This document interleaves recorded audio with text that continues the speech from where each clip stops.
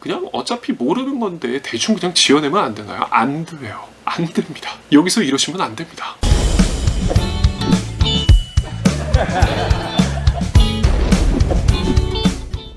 안녕하세요. 오늘도 여러분의 말벗습니다.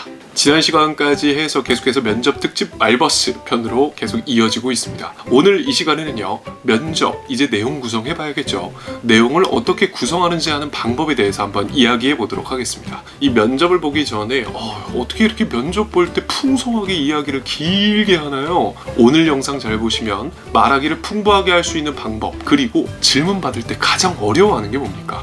꼬리 질문이에요. 면접관들이 꼬리 질문을 하는데 그 꼬리 질문을 왜 하느냐? 보통 답변이 허접하고 허술해서 그거에 이어서 추가적으로 질문을 던집니다. 그 꼬리 질문을 막을 수 있는, 좀 더 풍성하고 정확하게 이야기할 수 있는 방법을 오늘 알려드리도록 하겠습니다. 오늘 영상 당연히 도움되십니다.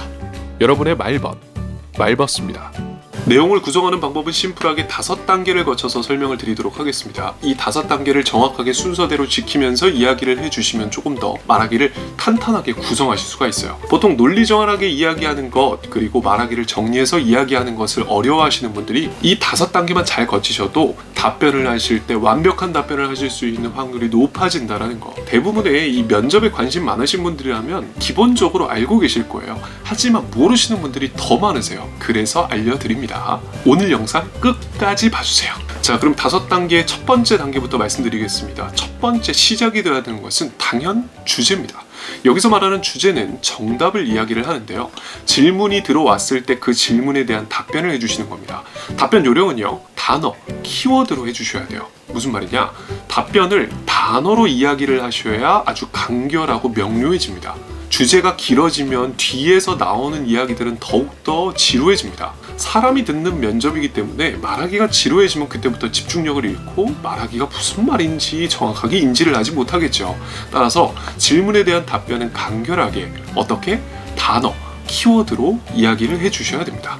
두 번째 단계입니다. 두 번째 단계는 설명이에요. 여기서 말하는 설명은 다른 이름은 바로 이유입니다. 앞에서 이야기한 정답이 왜 정답인지에 대한 설명, 그리고 이유를 덧붙여 주시는 거예요. 이유, 설명을 이야기할 때 요령은 너무 길게 이야기해서는 안 됩니다. 그러면 정말 진부한 얘기거리로 이어져 나가는 설명충이 돼버려요. 면접에서의 설명충은 지루함의 끝, 불합격이란 얘기예요. 따라서 설명충이 되지 않기 위해서 설명을 길게 늘어지게 하는 것은 좋지가 못합니다. 2줄에서 3줄 정도로 압축, 요약해서 이야기를 해주시는 게 좋아요. 물론 여기서 말하는 설명과 이유는 그냥 건너뛰어도 상관은 없어요. 건너뛰어도 좋다라는 말씀을 드리는 이유는 3단계가 중요하기 때문이에요. 세 번째 단계는 바로 사례입니다.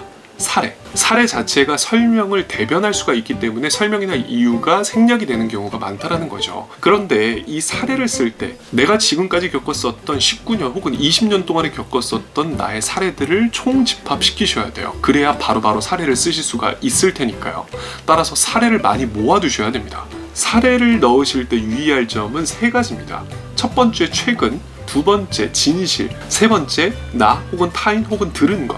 자, 여기서 말하는 첫 번째 최근은 내가 가장 최근에 겪었었던 사례들 위주로 이야기를 하시는 게 좋다는 거예요. 만약에 예를 들어서 내가 지금 취업 면접을 하려고 그래요. 그러면 취업 면접 전, 취업 준비생일 때의 그 상황에 대해서 이야기를 하시는 것, 혹은 대학생 때 있었던 일에 대해서 이야기하는 것이 좋습니다. 고등학생 수시 면접이라고 하면 당연히 고등학교 1학년부터 3학년 때까지의 사례가 가장 좋고, 그 중에서도 고등학교 3학년 때 혹은 2학년 때 했었던 사례들부터 먼저 우선순위로 두셔야 된다는 거예요. 두 번째는 진실입니다. 진실되게 이야기를 하셔야 되고 사례에 꾸밈이 없어야 돼요. 보통 학생들이 이런 질문을 할 때가 있습니다. 선생님, 그냥 어차피 모르는 건데 대충 그냥 지어내면 안 되나요? 안 돼요. 안 됩니다. 여기서 이러시면 안 됩니다.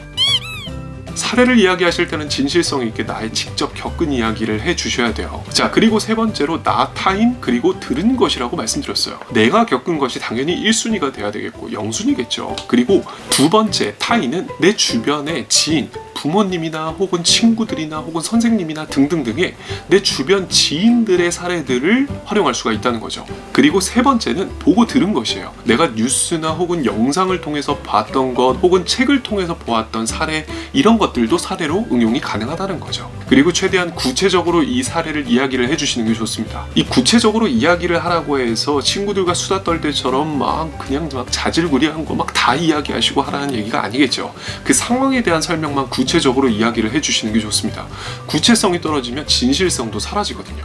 그래서 사례를 구체적으로 이야기하실 필요가 있습니다. 네 번째 단계는요, 느낀 점입니다.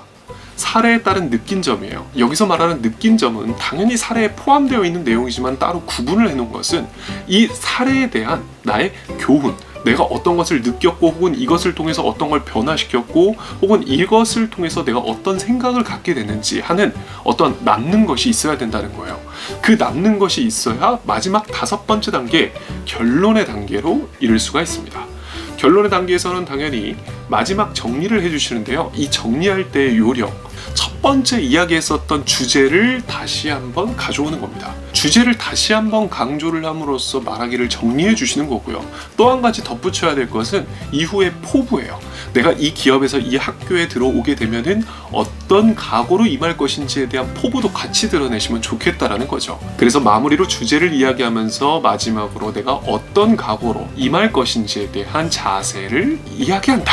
다시 한번 정리를 해보겠습니다. 주제, 설명, 사례, 느낀 점, 결론. 이 순서로 이야기를 하게 될 경우에는 주제에 대한 설명이 뒷받침이 되어 있고 설명에 따른 사례가 그것을 보충을 하고 사례에 대한 확실한 느낀 점 그리고 그 느낀 점에 따른 나의 주제의 명확함까지 드러낼 수가 있기 때문에 그래서 보통 면접관들이 이 답변 형식으로 들었을 때 뭔가 보충 설명이 필요하다거나 아니면 이야기 자체를 못 믿겠다 하는 것들이 현저하게 줄 수가 있겠죠. 믿음을 줄 수가 있겠다는 얘기입니다. 꼭 기억해 주시기 바랍니다.